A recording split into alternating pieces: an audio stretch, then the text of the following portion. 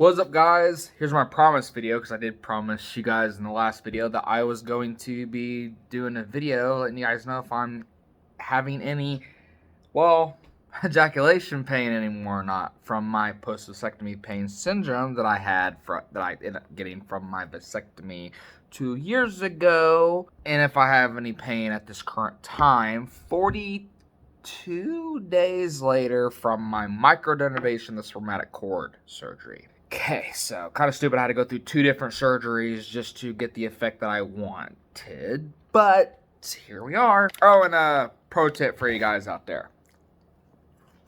If you want thick ejaculate, and trust me when I say you do want thick ejaculate, because the thicker your ejaculate, the more it's going to feel good. Fruit.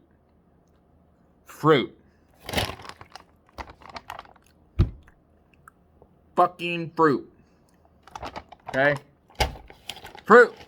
Especially pineapple and bananas.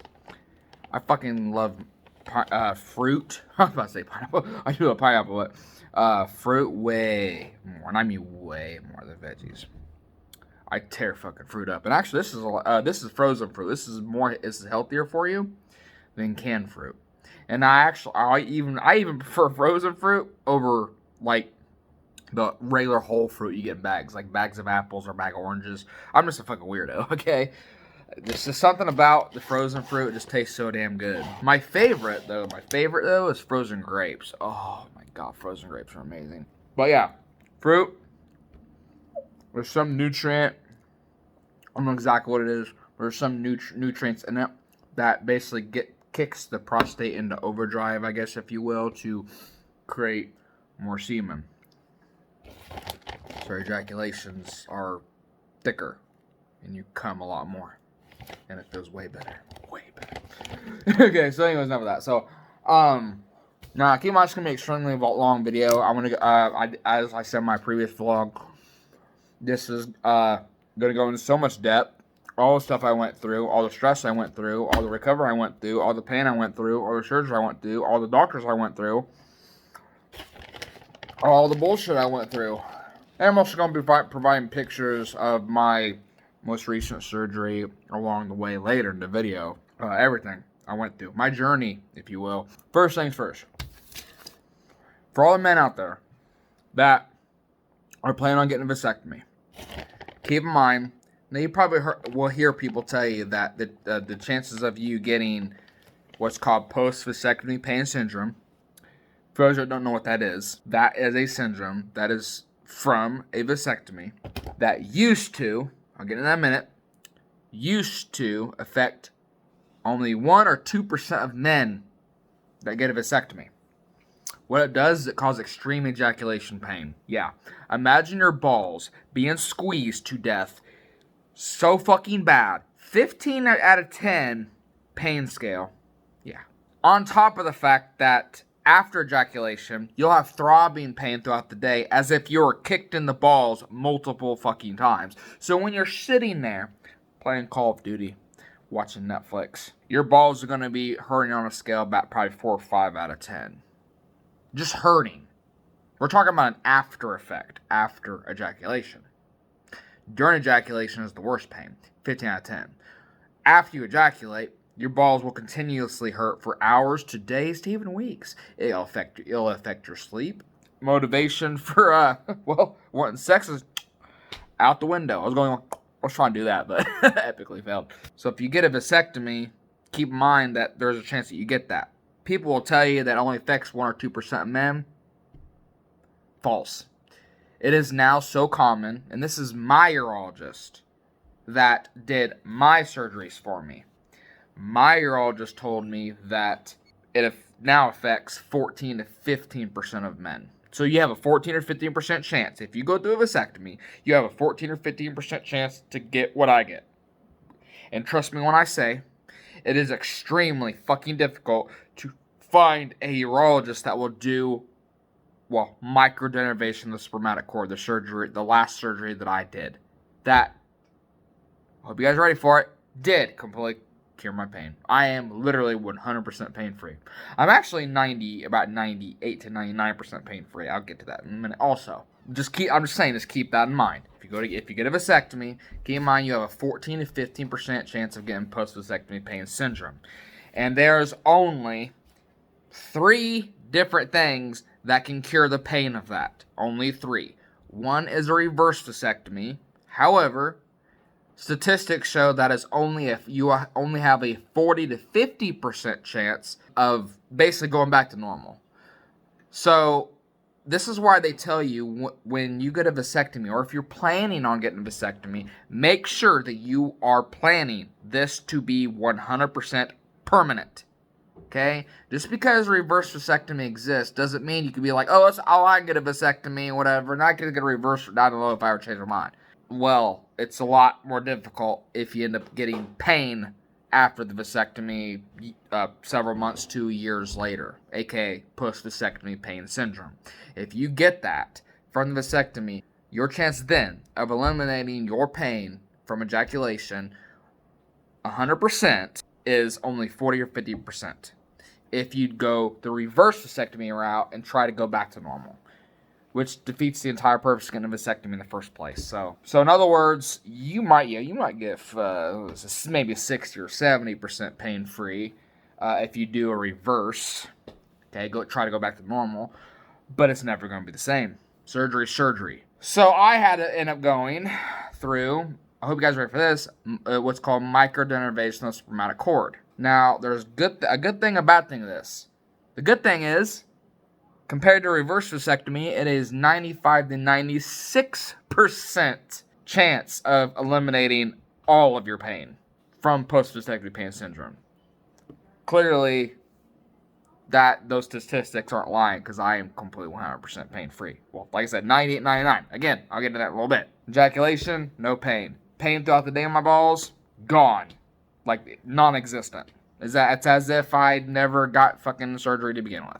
But yeah, microdenervation, you have a 95 to 96% chance of eliminating all of your pain from post-vasectomy pain syndrome. I'm sorry, I would take a 95, 96% chance of eliminating all of my pain over a 40 or 50% chance that the reverse vasectomy would give me. Also keep in mind, they will do what's called a spermatic cord block before they'll even go through with a microdenervation, because a microdenervation is actually a long surgery.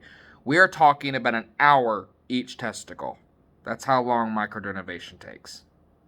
And I'll explain all the process and what it is and everything, all that, whatever, in a drawing I did, which is completely fucking terrible, but I will anyway. So like I said, keep all that in mind. And also, the worst part of microdenervation, though, is not the fact that, there's more good to bad, but the problem with it is the fact that finding a doctor, aka urologist, that will do it is like fucking prying teeth.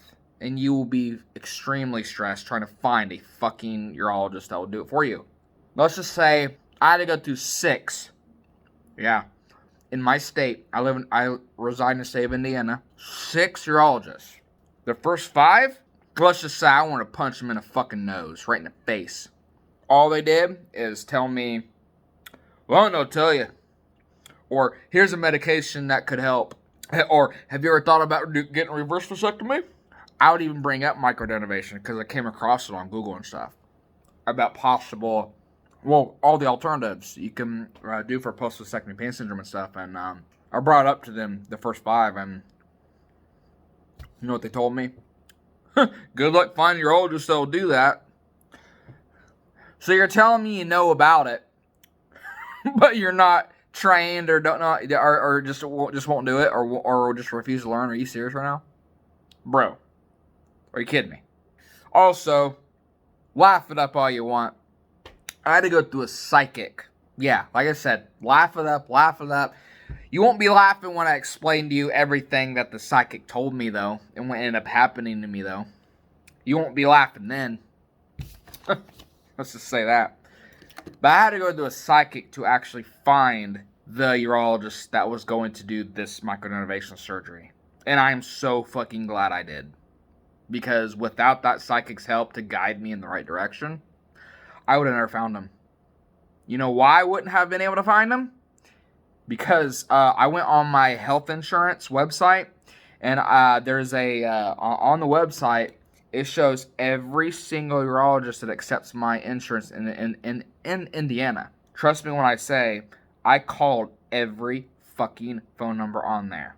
Because, well, let's just be honest, the first 5 urologists, they wouldn't refer me. Or at least, they probably just didn't know anybody that would be able to do it for me. Like I said, I called every single number on my health insurance. It's called Find a Provider. And I called every single number on there. Every one of them. All of them. There's like 60 phone numbers on there.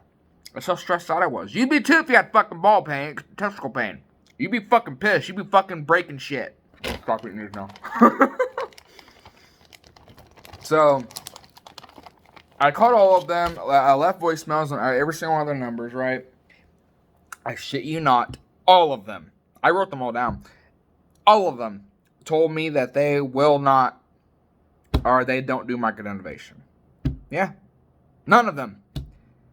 So, I started crying my eyes out, guys. I thought there was like literally no urologist in my state that would do it. Matter of fact, there's like Mayo Clinic. You're gonna laugh at this. Mayo Clinic don't accept my insurance. Well, they don't accept state-specific insurance. You know, I have Medicaid, which is state-specific. So, you know, you have to have Medicaid in that state of that fucking doctor, or they won't accept it. Which is bullshit. Whatever. They said that they were gonna charge me. Ready for this? Hope you're ready for this. $500 just for an office visit. And this is all the way in fucking like Wyoming. I'm in Indiana. First of all, where am I going to get the money to fly out of state anyway from the first fucking place? And secondly, well, $500 just for that. They also said if they do the microdenervation up there, it's going to cost me around, they said $5,000. You got me fucked up. The next place I called or whatever, they were actually, I forget the place's name, but they were more lenient on prices. They only charge $100 for an office visit. I could have swung that. And they said, but the surgery, of course, surgeries are expensive. They were going to charge me $3,000. So I would have been able to afford that if I don't know, save money and be in fucking testicle pain for a lot longer. Yeah. Well, so, like I said, I ended up crying, and I didn't think I was going to, get this fucking done, and then that's why I went to a fucking psychic, and the psychic I went to the psychic 10 years ago, not for this, but I was younger when I went, it was the same, I'm just saying, I've been to this guy multiple times, I'm just saying the last time I seen him, before seeing him for this, was like 10 years ago, and I was 22, I'm 31, gonna be 32 this November. November 13th. I even have a hat. Friday 13th, Jason Voorhees. Yeah! Even though I wasn't born on a Friday. I was born on a Monday. But some years, my birthday does fall on Friday. And me and Jason party. But anyways, back to what I was trying to say. So, when I went to the psychic when I was like 21 or 22 years old, this psychic, I asked him, like I said, you're going to laugh at a lot of this stuff, probably, I'd imagine. I didn't lose my virginity until I was 22. Okay, and I didn't think I was ever gonna get a girlfriend. I was a fucking depressed little fucking sad, pathetic fucking kid. I'm gonna be honest. In high school, I didn't talk to nobody. Even when in the cafeteria, I would sit by myself. Why? Well, the very first time I ever tried to go up to a table back then, when I was in my first terrible experience was in middle school. And middle school kind of set the bar for me for the rest of my fucking school years at the time. And the first time I tried to share, I just went up to a group of kids. And I asked them if I could sit with them. And they just said, fuck no. So I didn't know what to think. Okay. Also keep in mind, too, I am autistic as well. It's called Asperger's syndrome, high-functioning autism. I'm just high-functioning autistic. So I have trouble with what's called social cues, meaning I don't know when to join a conversation. I don't know, I guess, what's appropriate to talk about. I have Tourette syndrome too. I do. I'm not joking about that. I'm being dead fucking serious. And like I said, you're listening to a guy that cusses a lot and don't mean to as he's talking, and also, just like I said, has a lot of trouble not interrupting people. Like, I have a bad habit of interrupting people, and I don't mean to. It's that's what social cues is. I am always thinking someone's done talking, but they're not, and I start to talk and respond, and then they get upset with me because, you know, they were talking and I thought they were done. So I don't know when to join a conversation. You know what I mean? I don't know when to when to reply without upsetting people. Sorry, it's just how it is. Whatever. And I also become extreme. I can be argumentative and extremely defensive, and that's also, I also don't mean to do that either. Anyways, enough about all that. So, anyways, when those kids did that to me, I just not only did I had to go through that at school, but I also had to go through being bullied at school, and also when I would go home, my mom would start in on me and shit. Like, actually, let's just say, I don't want to get into the full life story about that, but my mom has, even to this day, has mentally abused me and does nothing but gaslight me. So I can't even talk to her. And it's the same with my dad. They both gaslight me, and I'm just done. I am tired of it. I'm a grown ass man. I'm fucking done. So I end up blocking them out. I just don't talk to them, and that's their fucking burden, not mine. Some people say I'm gonna live to regret it. Well, when I'm like, the only thing I'm gonna regret is not being able to get through to my parents, or not be able to have a relationship with them, because all they ever want to do is lecture me over every fucking choice I ever do, or anybody I get with. That's the only thing I'm going to regret. As far as any other choice, fuck no. Fuck no, you got me fucked up. You know, it's so bad that I get jealous of, there's like girls that I've talked to that, like, because me and my wife are polyamorous, right? We're considered what's called unicorn hunters. Well, at least till we get a girlfriend, then we won't be, you know what I mean, hunting unicorns, hunting, you know, trying to find a woman for our relationship and stuff. Then that'll stop. But just as of today's video, you know, I get so jealous because there's, not jealous of, like, if my wife was getting a relationship with another girl. It's nothing about the poly thing. Jealous as in my wife's parents and every girl's parents I hear about, their parents actually don't care what they do.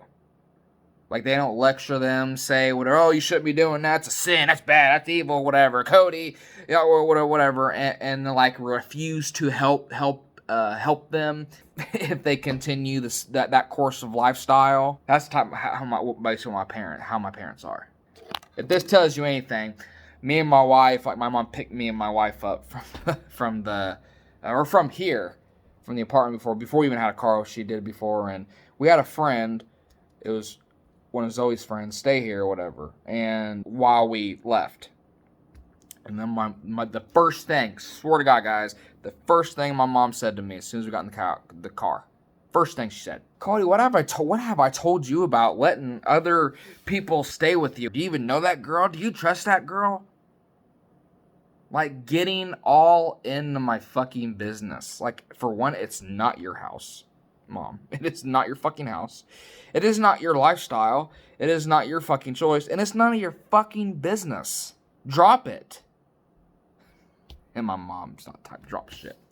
But anyways, so let's go ahead and get this. Enough about that. Now, I will most likely be putting timestamps in the description, so you guys can just skip whatever I'm fucking saying and not care about all that. But so let's go back to the psychic. I know I'm jumping back and forth and shit, right? So I'm so sorry. So anyways, the psychic. So I went to the psychic about 10 years ago. He told me at that time, because I was wanting a girlfriend and everything, never had a girlfriend before, was still a virgin, yada yada yada. Okay. Okay.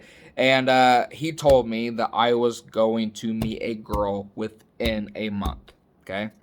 Now, also keep in mind, there's no possible way he could, like, search up a girl for me, or, like, go into a hack computer real quick, because by the time I got to his house, he already took me back to his living room to do what we had to do. Okay, it was the tarot card reading and also a palm reading, both of these. And now, this is the scary part. Like I said, he doesn't know who the fuck I am. I have never met this guy in my life. He's not related to me. He did, like I said, he don't know my name, don't know my damn age, doesn't know who my family is. He's never seen me before in life because, I mean, let's just be honest, I'm a homebody. I hardly ever fucking go anywhere. So not the only time people usually ever even notice me is on YouTube, and I didn't even start actually doing YouTube till I was like aggressively till I was like 24. Just throwing that out there. So this is like 2 years before I even became a YouTuber. So he said I was going to meet a girl within a month. He also said, I shit you not, and I didn't even say anything yet. I swear I am not lying about any of this. I swear on everything that I'm telling you guys the complete 100% honest truth about this. So you dislike the video or disagree with me and still think psychics are full of shit, whatever. That's on you. That's not my problem. You can believe what you want. You don't have to believe in God. You don't have to believe in any of that shit. Okay, that's on you. I'm not forcing anything upon anybody. I'm just letting you know that this was scary, and I'm gonna explain why. So, and he had his whole fucking house decked in Jesus crosses and Bibles and everything, right? So, anyways, he said I was gonna meet a girl within a month. He also said that I get an SSI and an SSD check, and if you ever like see me on the street, you would think that I'm just an average normal guy. Like if I was just literally just walking physically, I have no physical impairments. I do have Tourette syndrome sometimes, I might roll my eyes or something and stuff like that. But if you was just see me walk down the street, you wouldn't notice I have anything at all, no disability whatsoever. Most of my disability problem is mostly up here. I'm not mental. It's just the fact that I just have trouble with certain communication aspects and emotion. Doesn't mean I treat people like shit and I'm fucking crazy. I'm psychotic and I deserve to be in the loony bin. Doesn't mean any of that. So he said I SSI SSD check, 2 different checks, which was true. And he also said that I was going to, and like I said, I'm going to repeat myself constantly about this. I am not making this fucking up. I am not making this up just for the views. I'm not making it up just to fucking get you guys to believe in God or get you guys to believe in psychics. I'm not doing that. I am trust me when I say I am literally 100% the most honest and trustworthy motherfucker you will meet in your damn life. On everything. Literally on everything. So, like I said, he said I was going to meet a girl within a month. I get SSI and SSD check. He also said I was fighting with my mom. But something's going to happen within 5 or 6 years. And my relationship with my mom's at least going to be just a little, it's going to get decently better. Imagine that. What happened in 5 or 6 years? Well, I had a son. I had a son, not in 5 or 6 years, but I did have a son 2 or 3 years later. And by the time she even started having a relationship with her first grandson was about 5 or 6 years later. That's when she started officially wanting to have a relationship with her grandson. So of course, yeah, she wanted to be around more, and he wasn't lying. The relationship was going great, whatever, for at least a while. He didn't say it was gonna get better permanently. So that's what you got to understand. You have to think outside the box, or when a psychic tells you something, or when certain things happen. You have to think outside the box. You have to. So, yeah, like I said, he didn't say it was going to be permanent. He just said that my relationship with my mom was going to get better. So I'm saying he never said it was going to get worse after that fact, because it did. And I shit you not, I met a girl within a month. It was actually within 3 weeks. It was on a website called datehookup.com. It was kind of like Plenty of Fish back in the day. It was another free 100% free day one. So I don't even know if it's still fucking up. It might be, but the layout's completely different. It doesn't look, and if it is up, it probably doesn't look near as fucking lame and stupid and retarded like it used to. But, yeah. And it was a girl that took my virginity away. And even the funniest part about that was the fact that the psychic said that girl was not going to be the one either. he specifically said, he's like, you're going to meet a girl within a month, but she's not going to be the one. That was his exact words. And sure enough, I met the girl within a month, 3 weeks later, and she was a girl that took my virginity away. I asked her if she wanted to be my girlfriend, and she says that, well, my mom met you, and my mom doesn't want me to be with you, and stuff like that. And that was like the weirdest excuse I've ever heard in my life, but okay. I even told her, I was like, why should you care what your mom thinks? And then she's like, well, I respect my mom, so I just do what she feels and stuff like that. I'm like, okay, all the power to you. Oh, whatever. So, yeah, so this is the psychic we're talking about here. Okay. Next time I went to him was actually this year. He told me that, for one, I'm going to get a house at the beginning of next year. He also said this year is going to be extremely great, not just emotionally, but extremely great financially as well. Well, I had money invested in the stock market and AMC with the Wall Street, the Wall Street Bets, aka Reddit thing going on or whatever, and I put $2,000 into a options contract in the stock market, and guess what happened? This was actually in June. AMC shot up from $14 all the way to $70 fucking dollars, and I turned out $2,000 into 100 grand.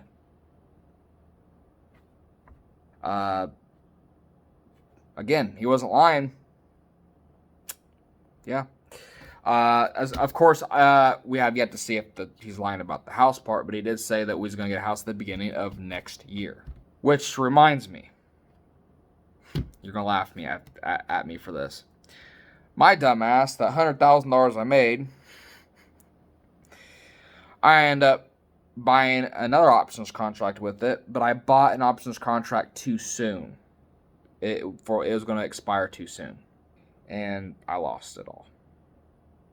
Yeah, this is why, like they were saying all across the Wall Street Bets and stuff like that, that you should not buy options contracts. You should buy nothing but shares, because at least with shares you can hold forever. Once you buy them, you can hold them for 20 fucking years if you want. But options contracts, they make you a lot more money, and I mean a lot. We're talking about 10 to 100 times more money than shares do, if you know what you're doing. But the problem with options contract, but there's a catch. You have to be right on what you think the stock's going to go to. If you're not right, and the stock does not go to that price, it's called a strike price, and it doesn't go to that by the date you select, you lose it all. Yeah, you want to talk about a form of gambling, it really is. So, but don't think it's because AMC is doing bad or the stock was doing bad. No. That's gonna be like that's like another topic. But let's just say AMC and GameStop will set records soon enough. It will set records. Right now, I'm at $10,000. So I made some of it back. I'm not at 100 grand, but I've made at least 10,000 or so far. If AMC, and it should, statistics show that AMC might shoot up from 40 to all the way up to $150, between 150 to 300 before the end of the year. If it keeps on going on the trajectory it's going.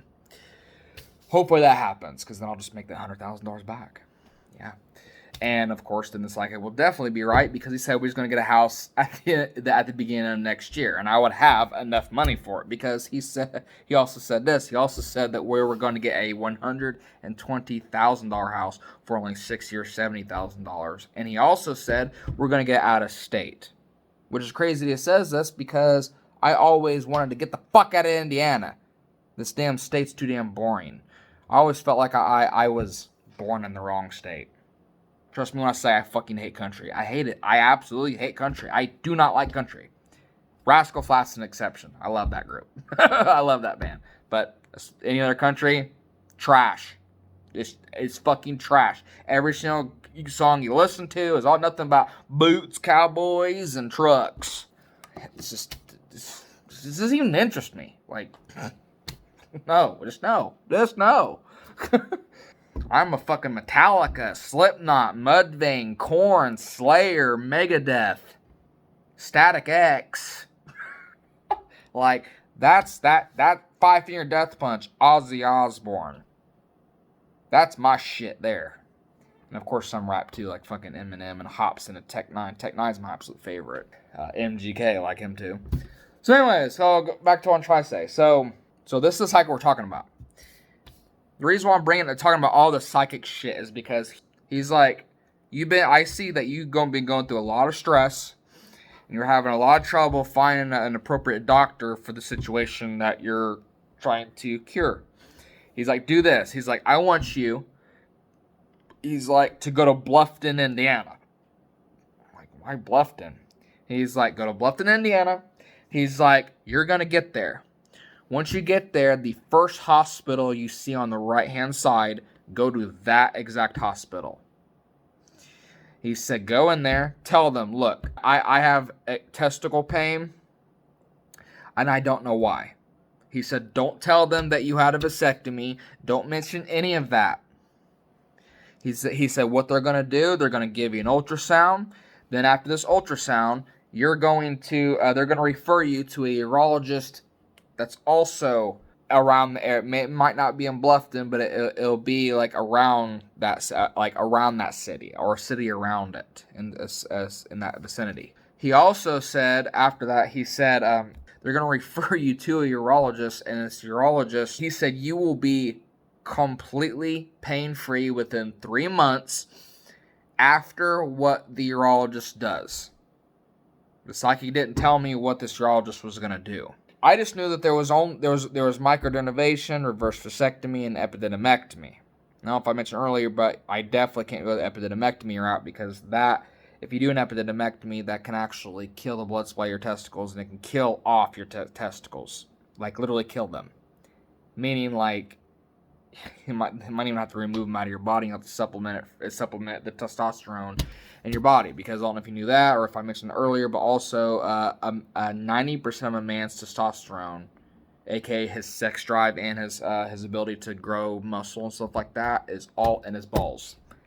That's right. That's why if a guy ever gets castrated or something ever happens to his balls physically, if they're physically damaged or permanently damaged, or like I say, if he has to get castrated, that he would have to literally supplement that testosterone with like testosterone shots and stuff like that. You have to have an alternative, for a source of testosterone for your body. So like I said, I just knew that those the only options I had, because I did get the previous 5 urologists that I went through gave me medications: Lyrica, Cardura, Tamsulosin, aka Flomax, and then some type of fucking antibiotic, whatever, that did nothing. And none of those medications, none of them cured my ejaculation pain during ejaculation, or even the throbbing pain I experienced afterwards throughout the day.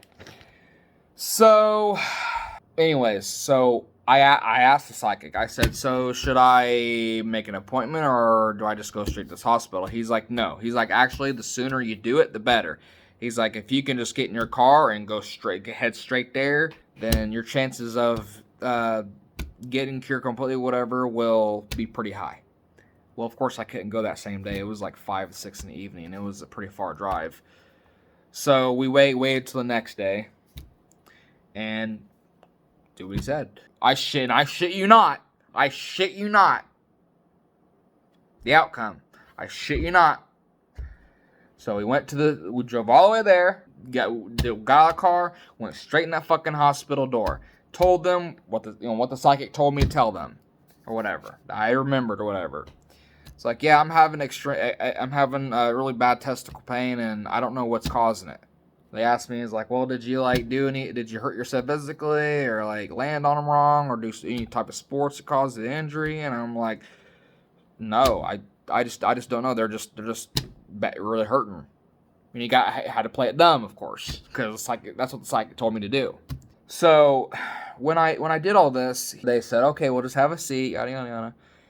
So, of course, whatever, then I went to go see a doctor, not a urologist, but a doctor, and this is what the scary part is, guys.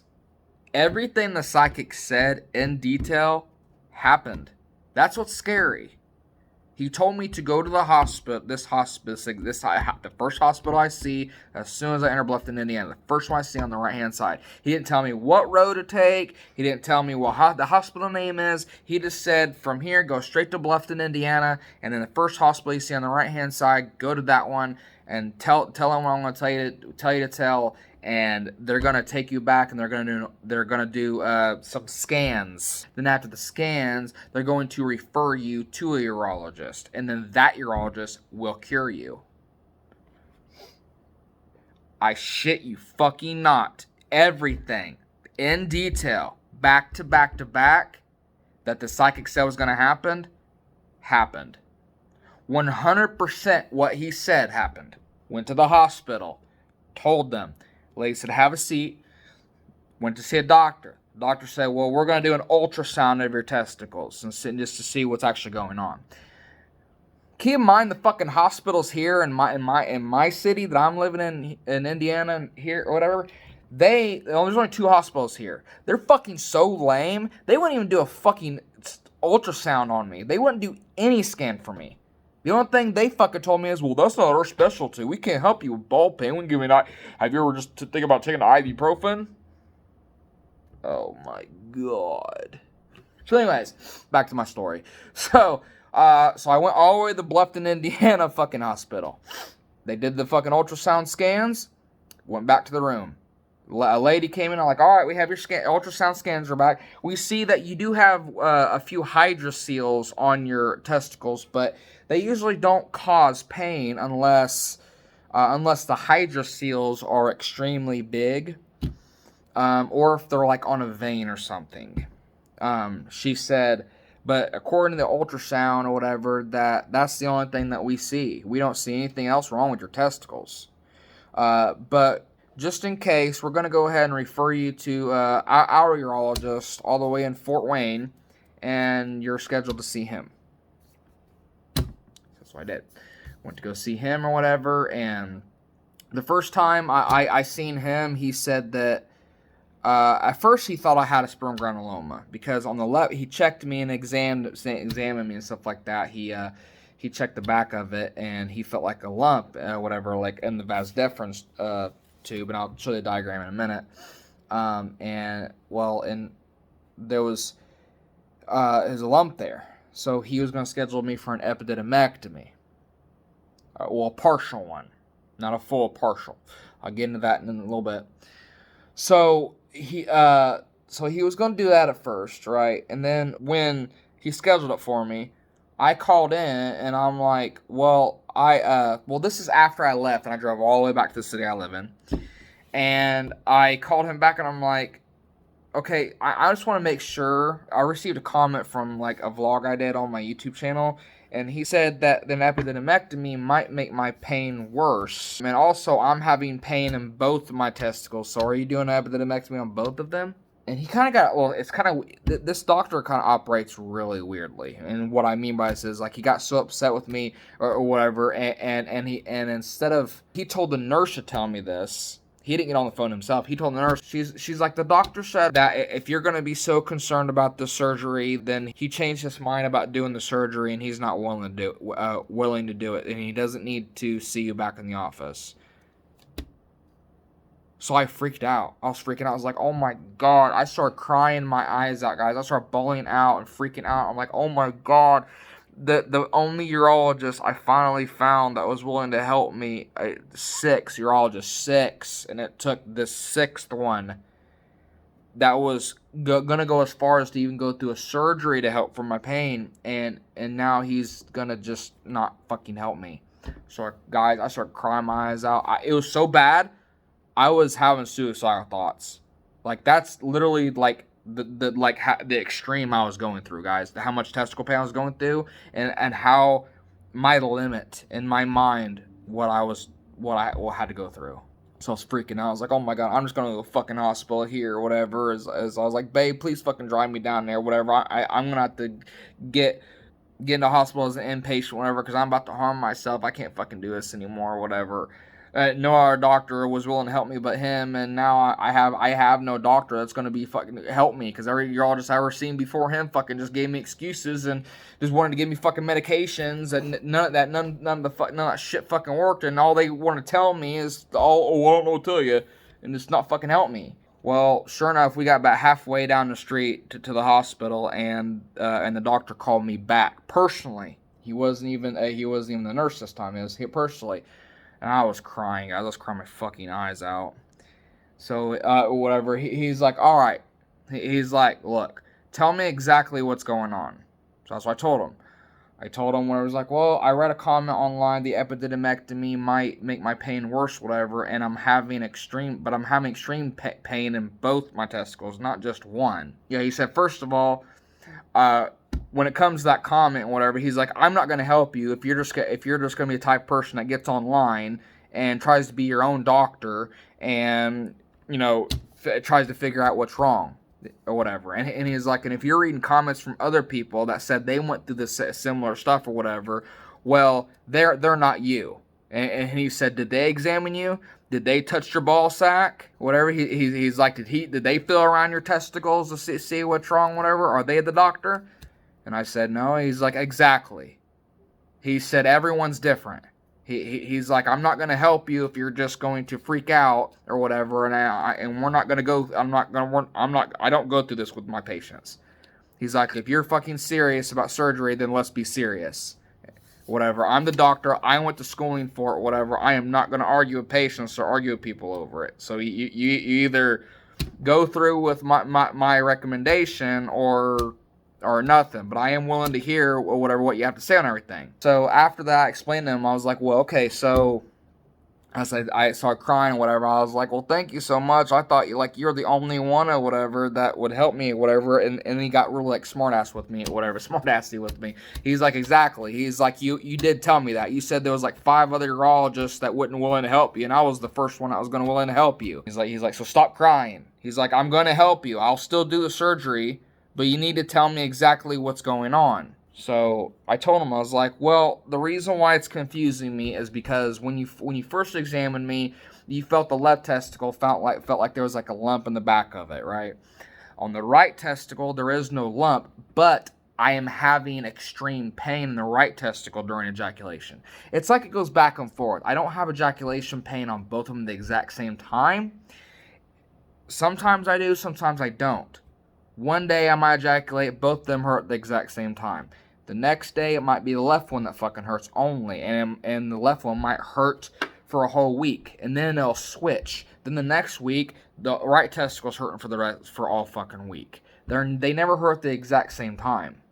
So I told him, I was like, I did research online, not just by comments, but just research alone, whatever. And I noticed that, post-vasectomy pain syndrome, what you said that I do, that you think that I have, I read that it is caused by congestion, aka the back pressure due to the vasectomy and stuff. And he says, well, yeah, that is a possibility, because I also told him, I was like, you also said I had a sperm granuloma, I think, whatever. And he's like, no, I did not say you had a sperm granuloma. He said, you might have misunderstood what I told you. He said that sometimes when there's a lump behind the testicle in the epididymis or whatever, a sperm granuloma or whatever is a possibility of being a lump. But the lump that I felt, whatever, did not feel like a sperm granuloma or whatever. He said, if anything, it was just inflammation. You didn't have a cyst, you didn't have a sperm granuloma, you didn't have any of that. It was just really bad inflammation that swelled up down there. I was like, oh, okay. So that's what he said, whatever. And he said, and I was under the impression, I was like, and I'm sorry to you, because I was under the impression that you were only hurting with one testicle, not both of them. So he said, he's like, that's why I recommend the epididymectomy. He says, and yeah, I'm sorry to say, I do not do a bilateral epididymectomy. If I do an epididymectomy, I'm only going to do one at a time. If I did the left one, which is what I felt the inflammation in the back or whatever, then I would do the other one later on if that one also concerned you. But I had no idea that your right one's hurting too. I was like, yeah. I was like, I did tell you that when I was in the office, whatever. He's like, well, maybe I just got distracted when I was explaining everything to you, whatever. I apologize for that, whatever. He's like, so this is what it is, whatever. I started crying again. I was like, well, So let me guess, because out of 5 or 6, out of 6 urologists, and you're the sixth one, no urologist in the state of Indiana or whatever would do microdenervation, and this is what he told me, whatever. He started recommending it to me, recommending it to me. He's like, I really do think in your situation or whatever that microdenervation probably would be your best option, especially if you're not going to go through a reverse. And that's when I started crying. That's when I was like, but if I have to do microdenervation, I would have to go out of state to get that done, because there's no fucking urologist that would do that for me or was willing to do that for me. You know what he told me? He's like, well, it's not hard. And I'm like, what do you mean? I didn't think that you would be able to do it. He's like, yes, Cody, that's exactly what I'm telling you. He said, I will do it for you. He said, matter of fact, I did a microdenervation last week. So I was like, wow, okay, yeah, absolutely. Let's do the microdenervation and whatever. He's like, all right, well, let's keep your surgery date, because he already scheduled me for an epididymectomy surgery or whatever. It was on July 23rd. And he's like, we're not going to change the surgery date, but instead we're just going to switch the surgery type out. So he said, we'll keep your surgery date. Just when it gets closer to that date, whatever, I'll have the nurses put in the computer that instead of an epididymectomy, we're going to do a bilateral microdenervation of the spermatic cord. First thing, whatever we did, though, before he did that, he's like, but I do want you to come in tomorrow if you possibly can. I was like, absolutely, whatever I have to do. He's like, come in tomorrow, whatever, because I need to do what's called spermatic cord block first to see if that whatever. This is what he says. He's like, any urologist that has to do microdenervation has to do a spermatic cord block first to see if the spermatic cord block eliminates any pain that you have in the testicles. If that eliminates all the pain in your testicles, then it is safe to assume that a microdenervation surgery will be 100% successful in eliminating all your pain. So that's what we did. So I went the very next day, drove all the way up there. He put a syringe in, and it's a terrible diagram, but I'll go ahead and go to the diagram now. So he put a syringe in the, it's in the groin area, but it's like, it's above my balls, but it's like, right, but these lines here is my lower stomach, okay? These lines, right, this line, my lower stomach line, okay? That's why it says terrible drawing, because like the freaking balls are like bigger, or like overlapping the lower stomach. It's like a big cojones there. So anyways, you got line, lower stomach, and he, what he did is he had a syringe. Like it was kind of below this. It's really hard to show you on this, whatever, but it's a little bit below my stomach, but above my groin area. Okay, so it's like in between the area. It's like right above the shaft, but on the sides. Okay, and the reason why is because, I don't know if you know this, but see the spermatic cord. The spermatic cord holds your testicles, the epididymis, and the epididymis is kind of like the fridge, if you will, to your sperm. Okay, it does not hold all your sperm that your testicles create, though. Okay, obviously your testicles create sperm, 90% of your testosterone, all of that stuff, right? And then the epididymis holds on to some of that sperm. I think the testicles produce like millions of sperm a second. I don't know the exact number, but I know it's millions of sperm every single second. Let's just say maybe, I don't know the exact amount, but it could be, say like the sperm or the testicles create 10 million sperm a second. The epididymis will only hold on to like 1 million of that. Out of the 10 million per second, we'll only hold like 1 million of that. So anyways, then you got the vas deferens tube, or whatever, that connects to the bottom of the epididymis, right? The vas deferens tube, that carries said sperm up, or whatever, and then it goes up and around, and it actually, a lot of the nerves, and we'll get into that in a minute, a lot of the nerves are also go along the spermatic cord or whatever. This ain't the cord, this is the vas deferens tube I was talking about. So you're probably a little closer here, you can probably see it. This is obviously your scrotum, your nutsack, then you got your testicle, then you got this banana-shaped thing here in the back of the attached to the back of the testicle is the epididymis, okay? That holds on to sperm.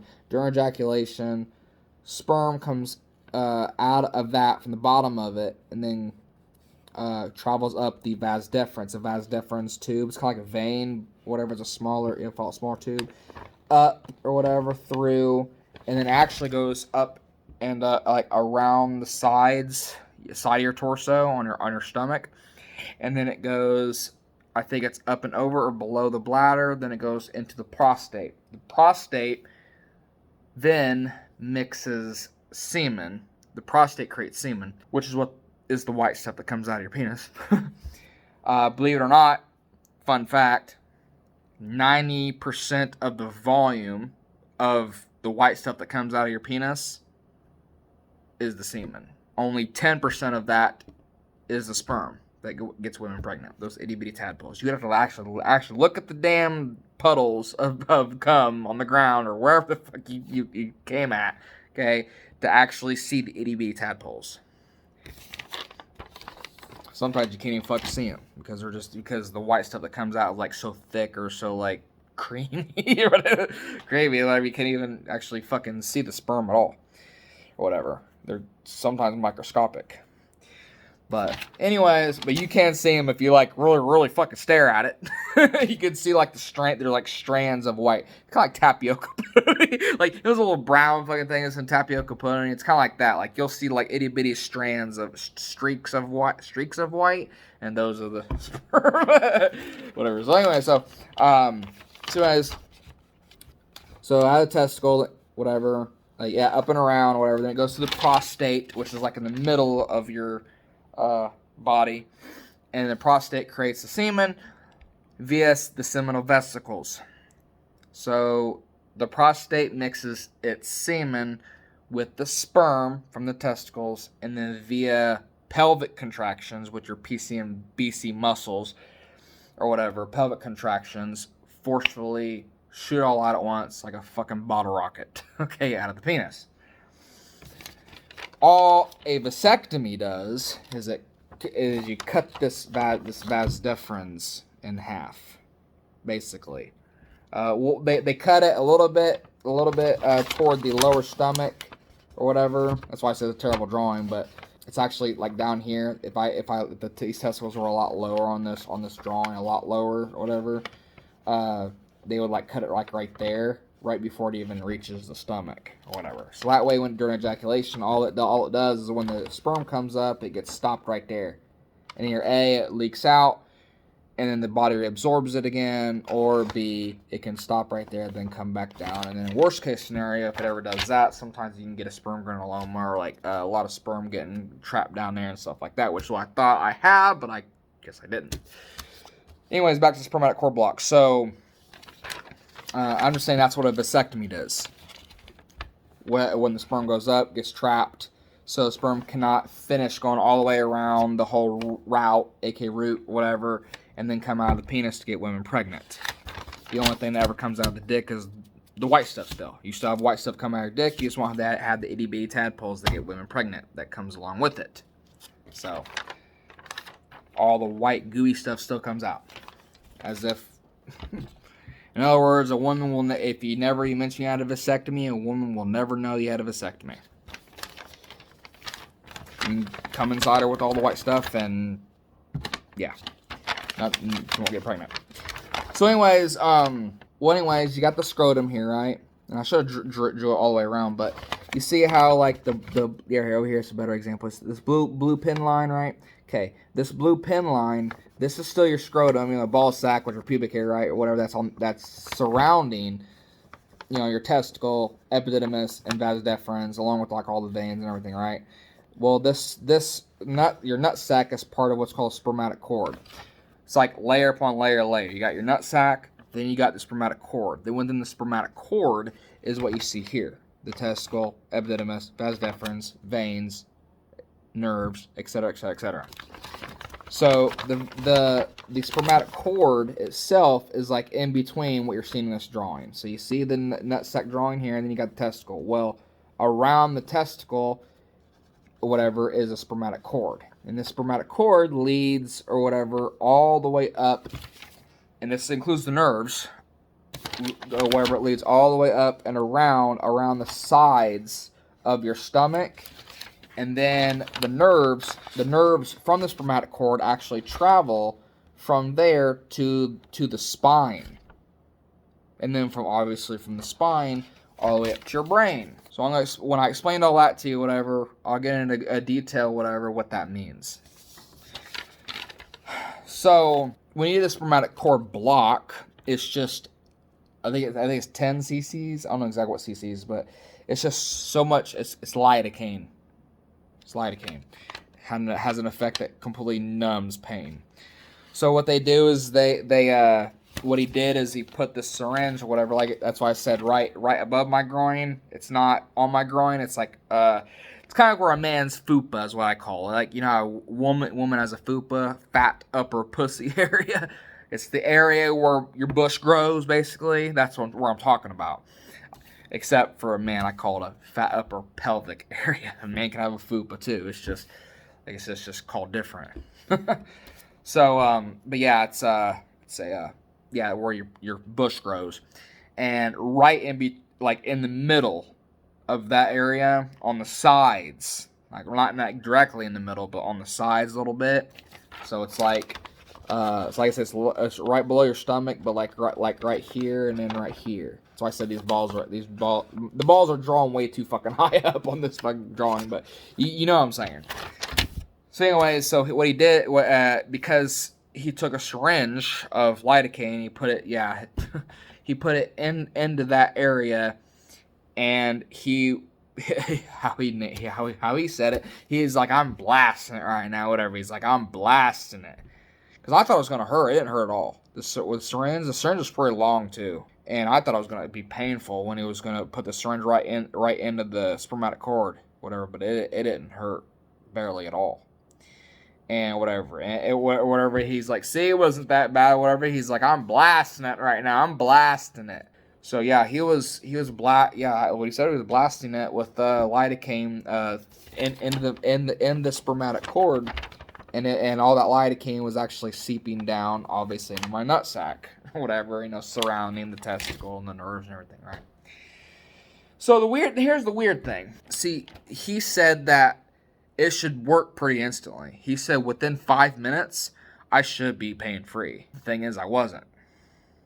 I wasn't 100% pain-free. It did eliminate some of most of the pain, but I was still experiencing a little bit.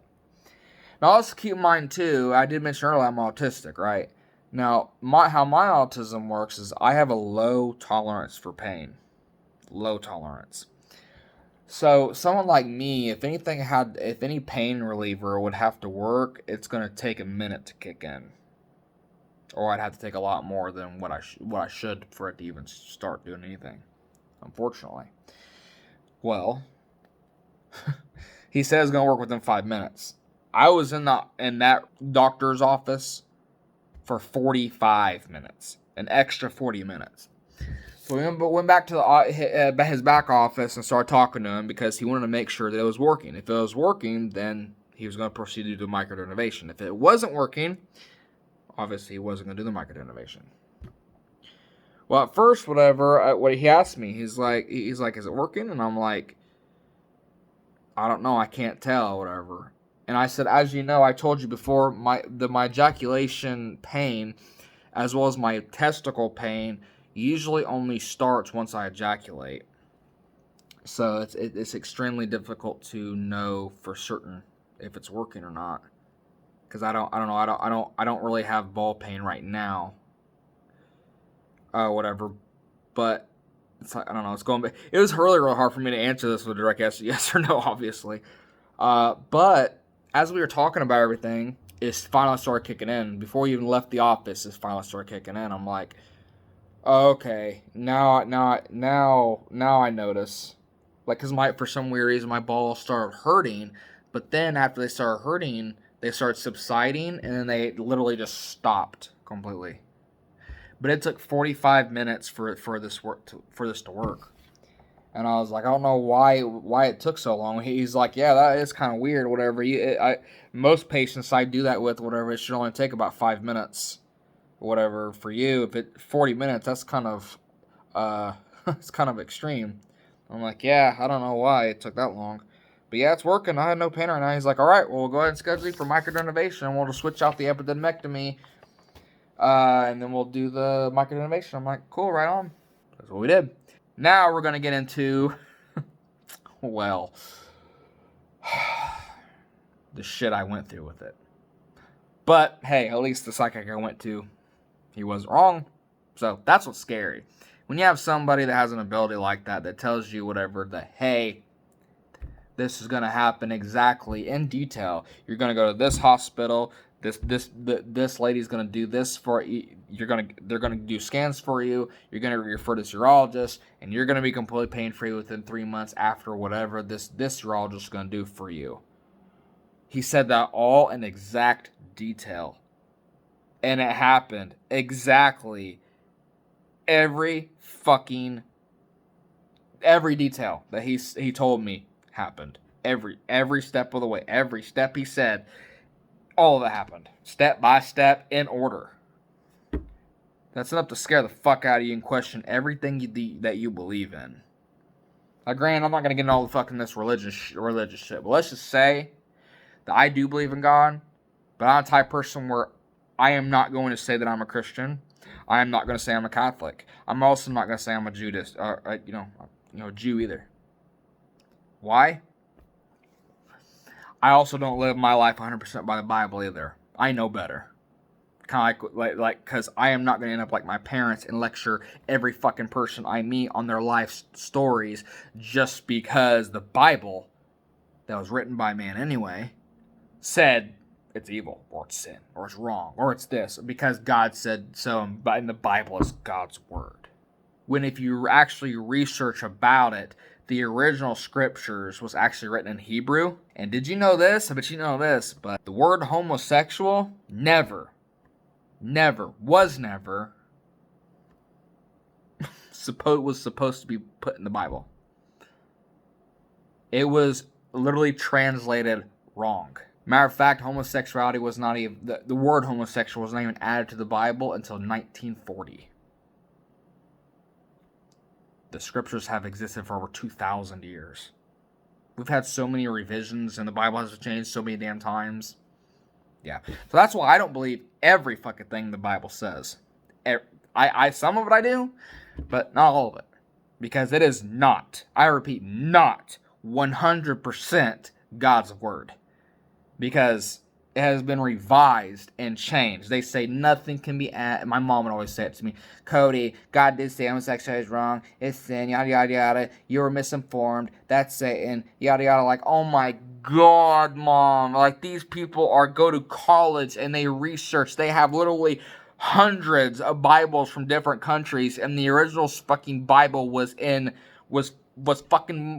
Jerusalem. And it was in Hebrew. And I told her, I was like, until you can go to Jerusalem, you get the original fucking Bible, the original scriptures, and you translate it yourself or whatever to English from Hebrew, and then you tell me whatever if it truly says anything about homosexuality. The reason why this is so important, why I was so offended by it, why my mom would do that, is because me and my wife are poly. We don't believe that it's sin. I believe in God, and I don't believe it's sin. I do not believe it's sin to love more than one person. Even if you had fucking threesomes with each other. Even if you had a wife and a girlfriend or fucking 5 wives and you had a fucking complete orgy and you make love to each other. I don't see that as sin. I really don't. You're making love to each other and you all love each other. Where's the sin in love? It doesn't make any sense to me. Galatians 5:14. All the law says, and this is a contemporary English version, all the law says can be summed up. This verse is literally saying all the laws and all the rules in the Bible can be summed up. This means this verse is literally admitting it overrides all of the rules and laws the Bible says. Overrides because it says all the law. That means all the laws and rules can be summed up. Galatians 5:14, all the law says can be summed up in the command to love others as much as you love yourself. So, And also homosexuality was never added to the Bible until 1940, and it was added to the Bible. The original scriptures, did you know this? Leviticus 20:13 used to say, man shall not lie with young boys as he does a woman, as it's an abomination. Now, after 1940, it now says, man shall not lie with man as he does a woman, for it's an abomination. Same things with 1 Corinthians 6 and 9, or 6 through 9, 6, 9, whatever, right? It says, homosexual shall not inherit the kingdom of God. That's what it says now. It used to say, this is before 1940, it used to say, boy molesters shall not inherit the kingdom of God. So, let that sink in. If that's not a hate agenda toward the LGBTQ community and homosexuals, I don't know what is. So, I'm sorry for all those out there, especially my parents that were brainwashed by the Bible, whatever, that was changed from God's original words, from his words, to the church's words, or whoever translated the Bible. I am sorry that you got brainwashed, and I am terribly sorry that you think and assumed God's word, aka the Bible, that God said homosexuality is a sin, when it was never a sin to begin with. And it was never included in the Bible until that. A lot of people bring up to me, well, what about Matthew? Marriage said, God defines marriage as a union between man and woman. Who says you have to get married? Who says you have to get married to love each other? That don't make any sense. Well, fornication, adultery, and all that stuff, whatever. Okay, well, but the Bible also says whatever to respect marriage. Okay, me and my wife are married and we respect each other, and she lets me go make love to other women. I'm respecting marriage. She's giving me permission to, and I'm making love. I don't see it as adultery, fornication. See, that's what I mean. I look at a lot of stuff that I do. I look at it as, well, here's an example. I don't consider it lust unless, let's say my wife, or wives, or wife and girlfriend, is on their deathbed. Instead of being by their side, I'm in the bedroom whacking off to porn. Then I would consider that a sin. But watching porn in general, making love with other women in general when my wife gives me permission to, or we both make love to other women. Are you fucking kidding me right now? You not, that's sin? Get the fuck out of here. So anyways, sex is a form of love, making love. So anyways, so I got off topic. Back to what should I say? So now with my surgery, whatever, my microdenervation. I'm gonna go start with that. My main surgery that cured all my pain, and then I'm gonna explain to you everything I went through with that and all the stress I went through with that. Okay. Told you guys this video is gonna be extremely long. so as I mentioned earlier, there's a lot of nerves that go from the testicles, whatever, right, in the spermatic cord, and it goes up and around the sides of your torso. Then it connects to your spine, and it goes all the way up to your brain. AKA that way your brain knows, oh crap, I'm hurting, and then you feel pain.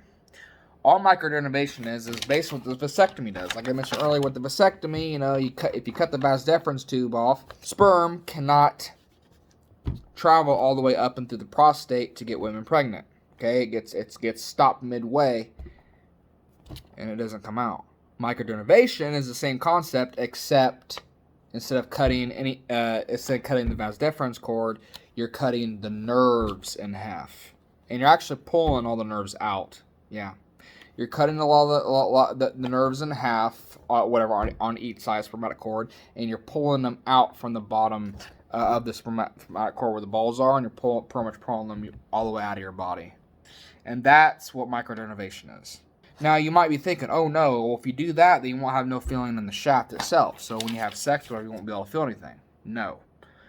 Believe it or not, the nerves that run along in the shaft, the underside shaft, are completely separate than the nerves that's inside the nutsack. They're literally like different zip codes, literally. So any feeling or pain from the balls is completely eliminated. Why? Well, the shaft, like I said, your question was, well, wouldn't that affect the nerves in your shaft? No, because your shaft is not in the spermatic cord. Get it now? He opened the spermatic cord up to cut the nerves and then take the nerves out of the spermatic cord, which is what's affecting the pain of my balls. Your shaft is not part of the spermatic cord. Your shaft is part of your prostate. That's why, fun fact, a guy can actually make his dick bigger and longer. That's why they have like penis pumps and stuff like that, whatever. And they do work, because well, let's just say I was able to gain a half an inch longer than what I used to be. I used to be only 6.5 long, and now I'm 7, and I don't want to be any fucking longer than that, because most women, they did a research, did a poll, whatever, like across, it was like over like 5,000 women, and it was a poll, and a woman's preference for overall enjoyment of a penis size is 7 inches long and 5 inches girth. And what do you know? I am exactly that. I am blessed with what women mostly like with penis size. So, anyways, as a matter of fact, it's so funny. My wife always keeps telling me she's like, because I was like, well, don't you want it any bigger? And a lot of girls like bigger ones. Like, no. She's like, if you make it any bigger, it is going to hurt me. She's like, your dick is perfect. She's like, don't make it any bigger than it already is. So I was like, okay then. But yeah, so that's what all the microdenervation is. They they sever the nerves in half. That way, your brain cannot tell you're hurting down there. The pain signals. Like usually, if you're inflamed somewhere, let's say you're inflamed in the arm, right? If you're inflamed in the arm, then that inflammation spot will send pain signals along through your nerves all the way up to your brain. Then your brain is going to tell that spot, ow, I'm hurting, ow, I'm hurting, ow, I'm hurting. Well, if you cut that fucking, that signal in half, or not the signal, but the nerve in half, if it hurts in that spot, when the nerve travels up, it's going to get stopped. So your brain never receives that signal to send the signal back to that spot to hurt, thereby having you feel it. And it's actually kind of cool because I can actually tap my nuts, like tap. I mean, I was a guy, any guys watching this, I was a guy, I'm sure you know, when you tap the balls and hit them even the slightest, it hurts. That doesn't do that anymore. I like, we're talking, I could probably get kicked in the balls, I won't feel it. That's how cool it is. Like, I don't feel nothing in my balls at all. Nothing. I feel my nutsack, but I don't feel my balls at all. Like, no pain, no, and not even no sensation. Like, a girl could probably, I mean, like I said, she can lick my sack, and I'll be able to feel that, but my balls won't be able to feel it. It'll still feel good because it's on my skin, but I just like I said, I won't feel it on my balls. And I don't really care because most of the sensation I should be getting from is my shaft anyway. Hey guys, quick video edit to this section of the video to answer a question that you might be having in your head. Well, okay, so if the microdenervation, severs the nerves, so you can't feel the pain, that doesn't really solve any structural problem, aka like congestion from the vasectomy that was causing the pain to begin with, that gave you the post-vasectomy pain syndrome. So wouldn't in the long term, wouldn't the congestion cause permanent damage to the testicles? Even though you don't feel any pain, couldn't like the epididymis experience like an epididymal blowout, or your testicles could get damaged? Couldn't that happen? To answer this question, no. I asked the urologist this myself, and I also asked a nurse this that was there during my microdenervation surgery, because that was a primary question I had. Because obviously that is what would cause the post-vasectomy pain syndrome that, affects, like I said, nowadays, 14 to 15% of people that get a vasectomy. And it's like I said, it's a congestion issue. It's the back pressure from the sperm not being able to come out. It comes up and it gets blocked, and then the force behind that pressure gets sent back down right into your epididymis or testicles, therefore causing pain. And this does affect 14 to 15% of men, like I said, nowadays, and that is what post-vasectomy pain syndrome is. So usually the only way to relieve that pressure is reverse vasectomy, so it doesn't cause pain, or go with what I went through, the microdenervation, because I wanted to keep my vasectomy, but at the same time just eliminate the pain. So that's where microdenervation comes into play. But so the reason why it would not cause long-term any damage, especially long-term damage or any permanent damage to your testicles themselves, is because my urologist and nurse said that your testicles and the epididymises that are attached behind them are actually two completely different structures. Both of them said that even if you get an epididymal blowout and you don't feel any pain, from it, or you don't notice that it happened inside your ball sack or whatever, that the chances of that actually permanently damage your testicles is slim to none. Like, the odds of that happening, that's actually said it's as unheard of, or sorry, both of them said it as unheard of, and that the chances of that even happening or whatever, you have a higher chance of winning the Powerball than you do with something like that. You also might be asking, well, why does, the well-being of your testicles even matter? If you had a vasectomy, you're not going to be using your testicles anyway, the sperm to get women pregnant if you're not going to have any more kids. Well, good question. The reason why is because your balls produces 90% of your testosterone. So if anything permanently damages your balls, you can kiss like gaining muscle or your sex drive goodbye. See my point? So that is why I wanted to ask them if this back pressure congestion that caused the pain in the first place, just because I don't feel the pain, if this back pressure could eventually in the long term blow up my testicles, blow up the epididymis, thereby permanently damage my testicles.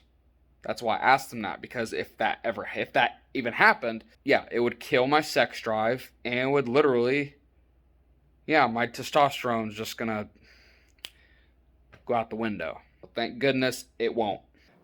So, but yeah, I have no pain at all, except they did say, and like I mentioned earlier, when I did say this, I said 3 months. The weird thing is that it hasn't even been a full 3 months yet, and I'm already 100% pain free. But I did say 98%, and let me explain.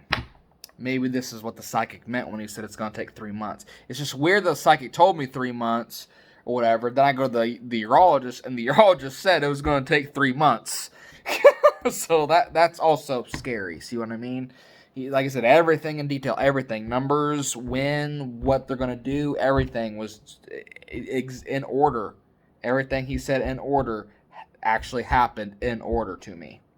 That's fucking scary. That's like if I told you, whatever, you're going to win $1 million around June 2nd of 2022. You're going to think I'm full of shit.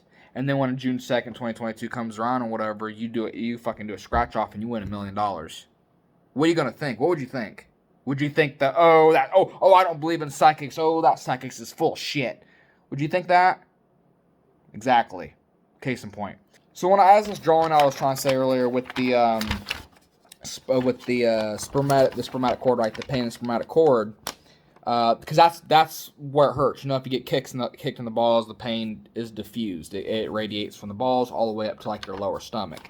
The reason why the pain goes from your balls to your lower stomach is because, like I showed earlier, the spermatic cord goes from the balls all the way up and then goes into the stomach area. I'll explain that again. The spermatic cord, including the nerves, go from your balls up and then to the sides of your torso, the sides of your stomach. We're talking right here. Here's my balls right here. It goes up, and then it goes. It curves to the side of your torso, before it starts leading to your spine, your prostate, and stuff. So when you get kicked in the balls, that's why you have the pain goes from the balls to your stomach, because that pain gets sent from the balls throughout the spermatic cord upward. Okay, now that you understand that, only on the right side, right now as we speak, I have 1 out of 10 pain. Just 1 out of 10 pain. It's tolerable. I don't need to take a painkiller. Only 1 out of 10. And it's only on the right side. So when I ejaculate, no ball pain at all. None. Gone. Woohoo! No shaft pain. Woohoo! No pain throughout the entire spermatic cord on the left side. Woohoo! No ball pain throughout the fucking day when I'm just sitting here and I'm talking to you guys. Woohoo! 1 out of 10 pain. That ain't fucking nothing. 1 out of 10 pain after I ejaculate. Just right there. Where the spermatic cord goes, first why nut sac goes up to here. Goes all the way up here, like I said, up to the spine. I feel it like right there. So it's like midway up the spermatic cord and right on my stomach. So I talked to my wife about it, and I think she said what she believes. Maybe it's just because, of course, I don't have, my nerves are not completely 100% healed yet. Because the urologist did say it's going to take 3 full months before I'm completely healed. So I might just have pain in my stomach area there. Like I said, 1 out of 10. That's nothing. I can wait that out for 2 more months. That's ain't shit. So she thinks that's all that is, and that's just probably just gonna go away within a couple months. So yeah. Now I'm gonna explain to you all the stress I went through. Okay, so let's just say that I'm gonna go ahead and show you the pictures real quick first. Then I'll explain everything I went through. Okay, here's the pictures. How the incision started out first. Okay. Obviously, when I first started out, I had to start using gauze pads and stuff like that. And about a month in, I had my post-op appointment, and they said I'm so far along that now I don't need to use any gauze pads anymore, whatever. So I can also start soaking in a tub and stuff like that. So now that you see all the pictures, whatever, basically I had for 2 or 3 weeks, it was dreadful. 2 or 3 weeks, I had to lay in the bed flat on my back.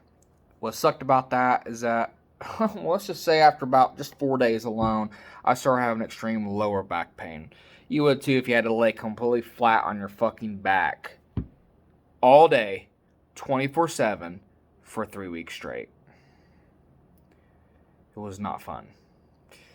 So like I said, I had to sit there and fucking pretty much agony. They gave me a hydrocodone, which is Norcos, basically. They're technically narcotic painkillers, or I guess they are narcotics, whatever. They're opiates. Gotta be careful you can become addicted to them.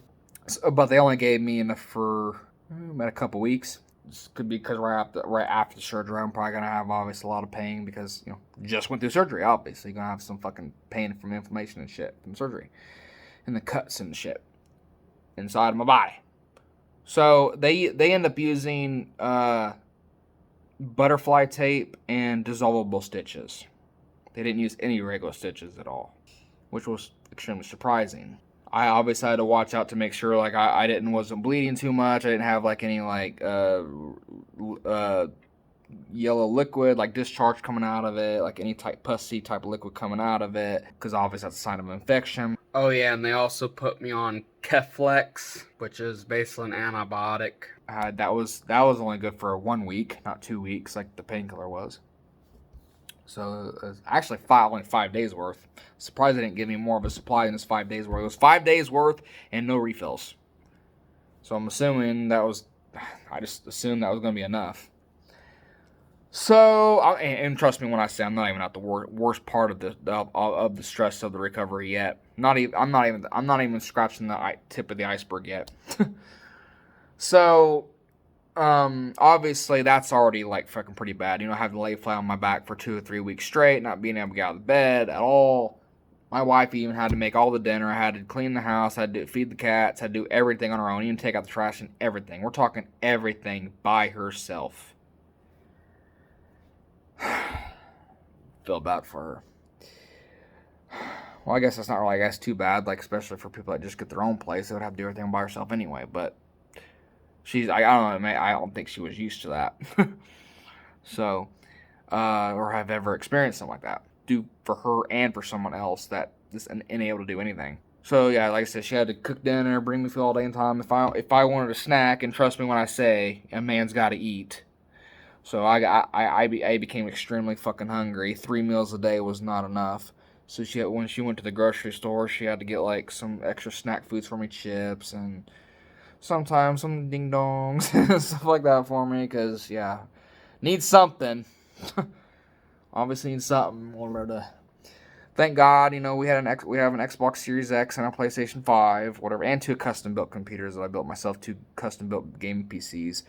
Even though I couldn't stand up, she was able to take at least the Xbox in there for me. She played on the PS5, whatever, here in the living room, and when I'm in the bedroom, I just use the Xbox to play on or whatever and kill time. Gave me an excuse to watch Netflix and binge watch my favorite TV shows, whatever, for a while too. So that was pretty nice, whatever. Because I'm a kind of a workaholic when it comes to YouTube and video editing and stuff like that. So I usually do nothing but that every single fucking day, even on the weekends.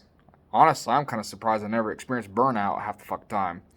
I'm like one of a kind, I guess. I don't like ever get burnout. I get like tired, but I don't really get burnt out by video ideas or creative ideas. And I guess maybe that's just a perk of being autistic. I don't fucking know.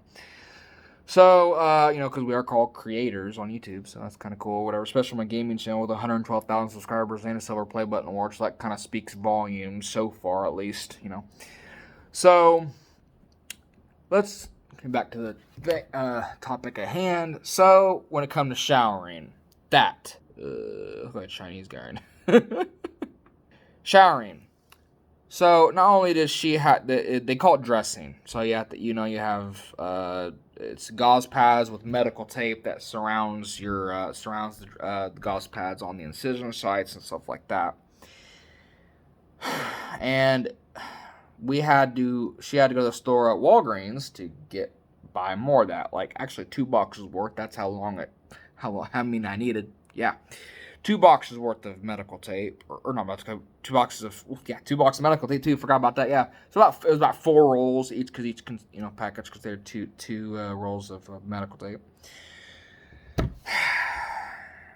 And trust me when I say medical tape is a pain in the ass, because not only does it pull your hair every time you have to switch it out. Oh my god, does it pull your hair and it hurts so fucking bad. But also it leaves a lot of fucking nasty fucking gunk residue from the adhesive that's used on the tape. And trust me when I say, when you finally are able to take a bath, oh my god, it's such a burden lifted. Let me tell you, when you finally get able to take a bath, that's amazing. But getting the gunk, that adhesive stuff stuff left over from the adhesive of the tape, oh my god, good luck scrubbing that off your body. Good luck on that. That's terrible. Absolutely terrible. Scrubbing like fucking 50,000 times to get it off your skin. Ugh. It sucks. And that's not even the worst. Scrubbing that off your skin, that's not the worst. It's not at the worst part yet. This is the second worst part. Second worst part is I had to take the tape that the hospital gives me off. Then I had to take a bowl of water, because you can only use dial soap. You cannot take a bath at all at this point. Like, when you first get the surgery, you cannot take a bath at all. For the first, I would say, month. It says in the paper for a couple weeks. I didn't trust it. So I waited a whole fucking month before I took a bath. So yeah, that's just what I did. So, because the incisions did not look like they were sealed enough yet. So like I said, I did not trust it. And I have OCD and anxiety, so it didn't help me any. Then I'm like, you know what? It's better be safe and sorry.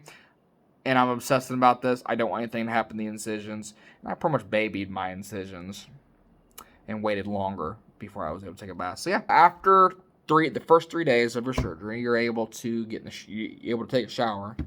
And trust me when I say you want to take a shower, Because when you get this surgery, trust me when I say your nutsack is going to swell up like a balloon. It's going to look scary. You're going to probably freak out too. Like your nutsack and possibly the base of your shaft. Now I know earlier I said that the nerves that they cut doesn't affect your shaft, but we all know like sometimes nerves can lead to other places, and in my situation the right side is taking longer to heal, and for some weird itty bitty reason I became a tiny bit, I mean tiny bit, not a lot, but a tiny bit numb on the right side of my shaft. Not the whole side, not the whole shaft, but like at where the base is, where the penis is coming out of the body. At the base, I was a little bit numb right there. So, and actually, to this day, I'm kind of numb right there too. Not on my shaft though, so thank God. So sex is still amazing. So I don't, at least I'm not numb, you know. Like I said, it's just at the base part, base area. And I'm assuming it's because like maybe there's some nerves that maybe travel outside of the spermatic cord. I'm not entirely sure. That kind of like maybe touch the base of the shaft somewhere. I have no fucking clue. I don't know. I don't care. As long as I'm able to have feeling and no pain in my shaft, I can care less. When you first get the surgery, your balls swell up like a fucking balloon. It is really scary. And your shaft, and it's gonna freak you out. You're gonna think like you're losing your dick or something.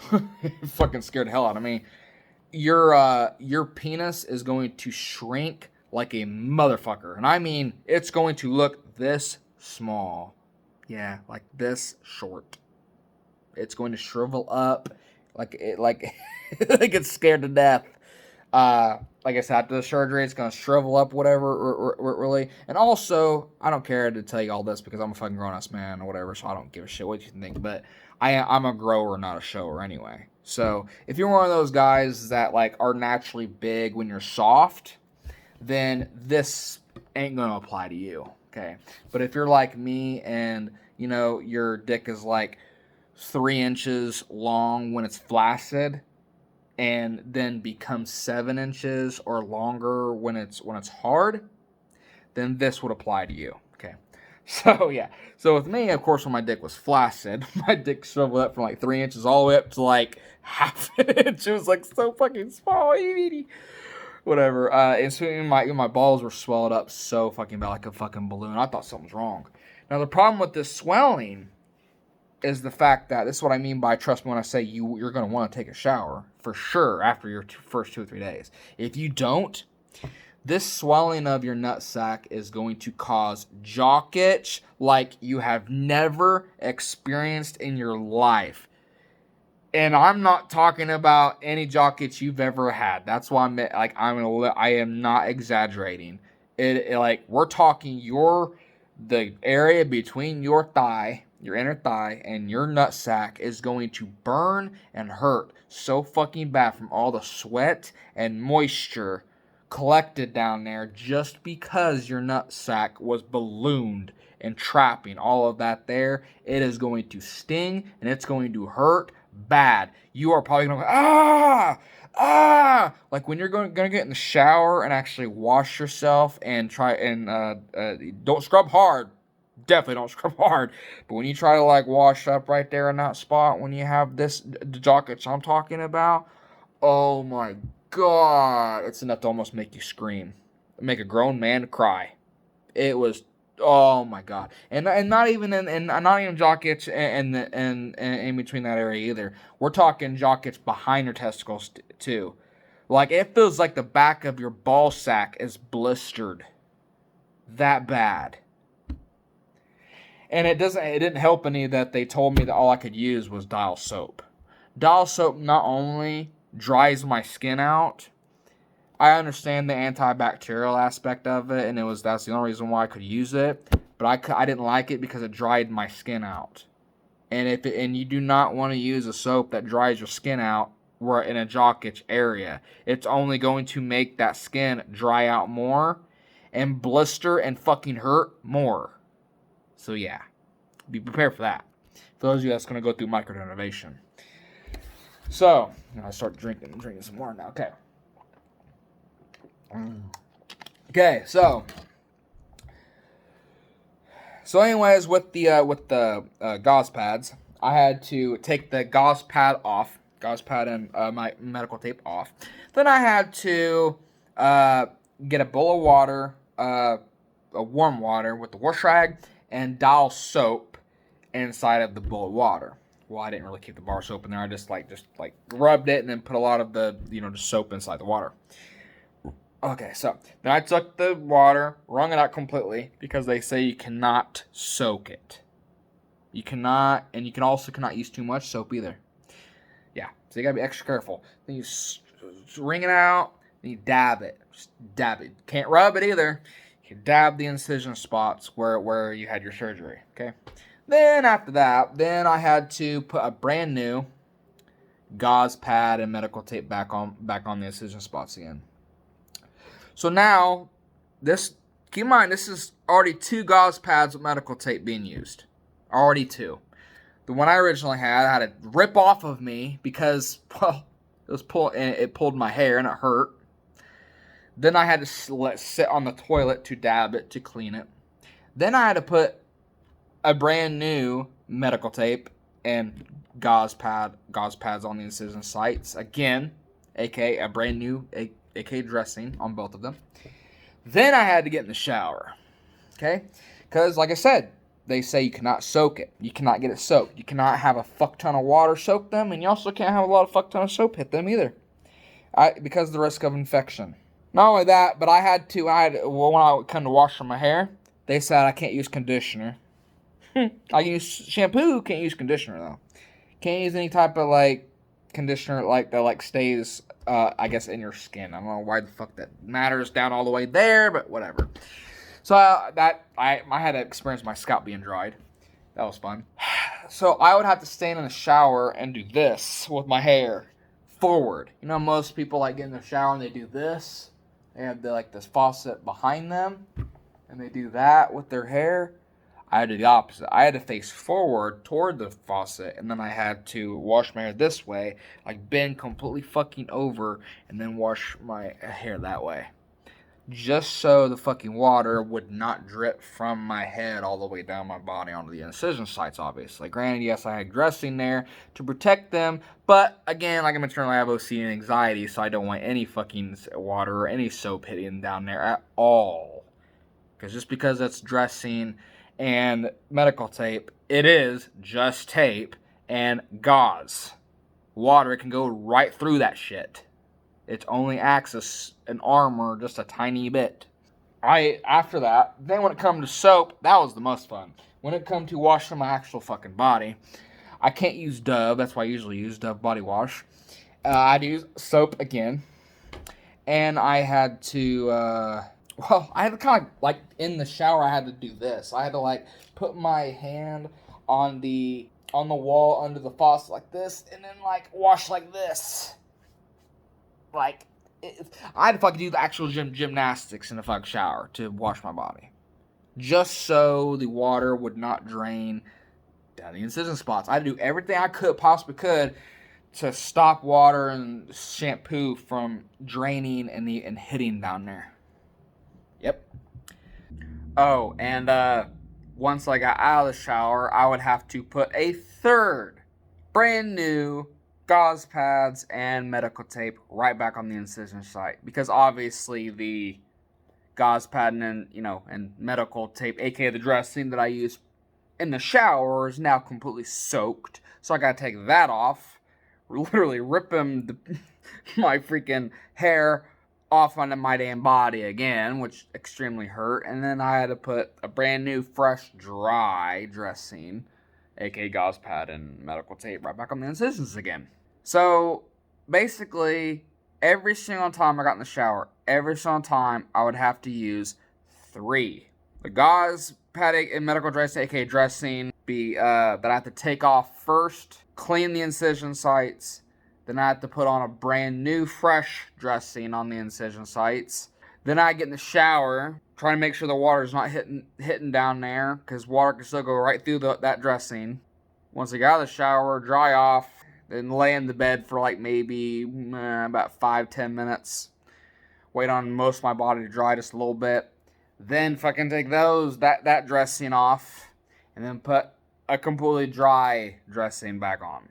And like I said, I had to do that every single time I got in the shower. Every single time. For 3 weeks to a month. Honestly, the first thing I talked about was the worst. The lower back pain from laying on the fucking, you're flat on your back for first 2 or 3 weeks. Not only did that affect my sleep, I could barely fucking sleep. I usually sleep in the fetal position. That's how I sleep. And I couldn't. I wasn't allowed. They told me I wasn't able to I couldn't until 3 weeks later, and even after 3 weeks later, they said I'd have to put an extra pillow between my legs so I wouldn't scrunch up the incision sites. So yeah, that was extremely fun. Oh, and peeing and pooping. Let's just say if you have to pee, make sure that you have someone that you're staying with, or have someone stay with you to take care of you for the first 2 or 3 weeks. Because when it comes to peeing, you're going to have to need them to go to the grocery store and get, let's just say, lots of water bottles. Yeah, it's gross. Lots of water bottles. Make sure to drink the water and have like 5 or 6 empty water bottles handy beside the bed. And you're going to have to pee inside of them. Yeah. When I say tied to the bed for 2 or 3 weeks, I mean tied to the bed for 2 or 3 weeks. You are not going to be able to get up and walk to the bathroom to pee for at least the first, I would say at least minimum the first 1 or 2 weeks. And you're going to like be so sore down where the incisions were, you're not going to be able to get up. It's going to hurt too much. But yeah, that's all I went through.